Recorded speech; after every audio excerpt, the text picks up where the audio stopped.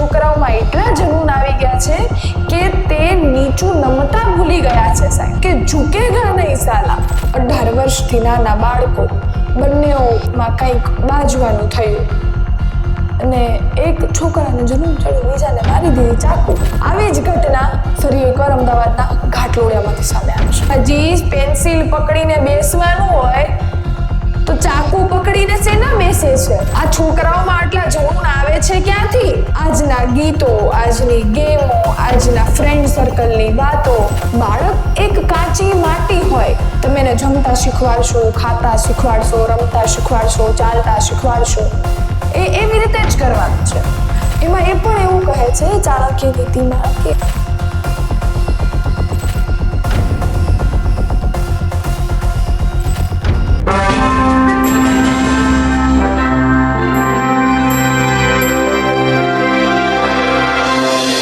આપણે બધા જ ને 7th ડે સ્કૂલની ઘટના યાદ હશે. આપણે બધા જ એ બાળક માટે, ન્યાય માટે લડ્યા હતા. બધા જ ને ખબર છે ને, યાદ છે ને એ ઘટના? ફરી એકવાર એવી ઘટના સામે આવી છે. ક્યાંથી આવી છે? ઘાટલોડિયા વિસ્તારમાંથી. ઇન્ટરનેશનલ સ્કૂલ છે, એમાંથી આવી જે ઘટના સામે આવી છે. આજે વિગતવાર વાત કરવાની છે. શું વાત થઈ હતી? આજે એ પણ વાત કરવાની છે કે આ છોકરાઓ છે એને આટલું બધું જનૂન શેનું ચડે છે, એની માનસિકતામાં, એમના સિંચનોમાં શું ને ક્યાં કમી રહી જાય છે. નમસ્કાર, હું છું જ્યોતિકા પંડ્યા અને તમે જોઈ રહ્યા છો ષડયંત્ર. 7th ડે સ્કૂલ વાળી ઘટના જ્યારે બની ત્યારે બધા જ માતા પિતાઓ એક થઈ ગયા. એ બાળકના ન્યાય માટે ખૂબ લડ્યા. એ સ્કૂલની બારે અનેક દંગાઓ કર્યા, અનેક પ્રોટેસ્ટ કર્યા અને બાળકને ન્યાય મેળવડાવ્યો. ખરેખર ને બધા જ ને યાદ હશે 7th ડે સ્કૂલની ઘટના. કોઈ એવું માણસ નહીં હોય જેને આ ઘટના યાદ નહીં હોય. કારણ કે બંનેઓ 18 વર્ષથી નાના બાળકો બંનેઓમાં કંઈક બાજવાનું થયું અને એક છોકરાને જનૂન ચડ્યું, બીજાને મારી દીધી ચાકુ અને એનું મોત નીપજ્યું. ઘટના બધાને યાદ હશે. આવી જ ઘટના ફરી એકવાર અમદાવાદના ઘાટલોડિયામાંથી સામે આવી છે. ઇન્ટરનેશનલ સ્કૂલ છે, એમાંથી સામે આવી છે. બે ટીમ્સ, બે ગ્રુપ્સ કહી શકાય. સ્કૂલમાં કેવી રીતે બાળકોની ટીમ હોય કે 5 જણાની કે 10 જણાની કે ફ્રેન્ડ સર્કલ, બે સર્કલ જતા. બંનેઓમાં ક્યાંક બોલવાનું થયું, બાજવાનું થયું. બંનેઓમાં કટાક્ષ તો હતી જ, બોલવા બાજવાના થયું હતું એટલે.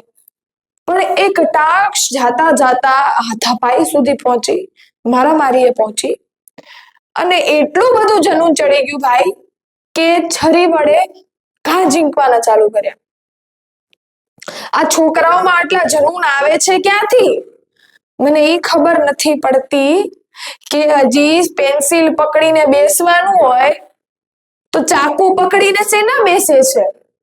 આટલો બધો ઈગો, આટલો બધો એટીટ્યુડ, આટલું બધું જનૂન ક્યાંથી આવે છે? આમાં હું એક વસ્તુ કહી શકું કે આ ક્યાંક ને ક્યાંક આપણા કલ્ચરથી આપણે આગળ મોડર્ન જમાનામાં જીવવાનું ચાલુ કર્યું. આજના ગીતો, આજની ગેમો, આજના ફ્રેન્ડ સર્કલની વાતો, ગેંગસ્ટર બનવાની વાતો, ડોન બનવાની વાતો, લીડર બનવાની વાતો કરવામાં ને કરવામાં છોકરાઓમાં એટલા જનૂન આવી ગયા છે કે તે નીચું નમતા ભૂલી ગયા છે સાહેબ.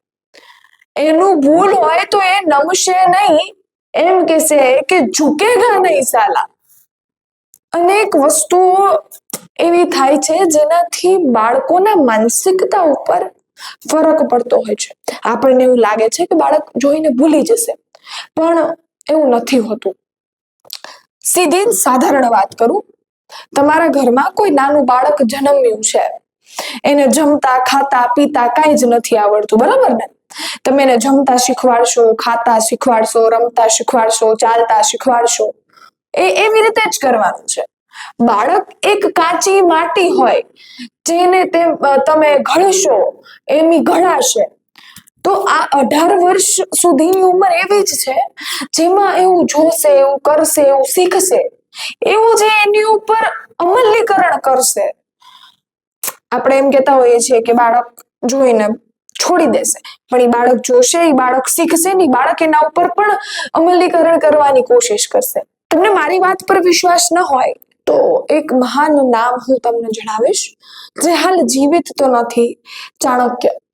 તમે તેમની પુસ્તકો, તેમના લખેલા ગ્રંથો, જે બી વસ્તુઓ છે તમે એને વાંચો. એમાં એ પણ એવું કહે છે ચાણક્ય નીતિમાં કે બાળક 5 વર્ષનું હોય ત્યાં સુધી એને પ્રેમ આપો. 5 થી 15 વર્ષ સુધીમાં એનું ઘડતર કરવાનું હોય એટલે કડક બનો અને ત્યારબાદ એના મિત્ર બનો. મિત્ર બનવાથી એક ફાયદો છે. 18 વર્ષ પછી એક બાળક તેના માતા પિતાને બધું જ નથી કહી શકતો. જો એ માતા પિતા એના મિત્ર બની જાય તો એ બાળક છે તેના માતા પિતાને બધું જ કહી શકશે. અને આ રીતના જે બાળકના ઉછેર થઈ રહ્યા છે એ ક્યાંક અટકી જશે એવું મને લાગે છે. ખેર, આ બધી વસ્તુઓ છે જ. બાળકના સિંચનમાં આ અટકાવો આવી જ રહ્યા છે. બાળકો આ રીતે જનૂની બન્યા છે.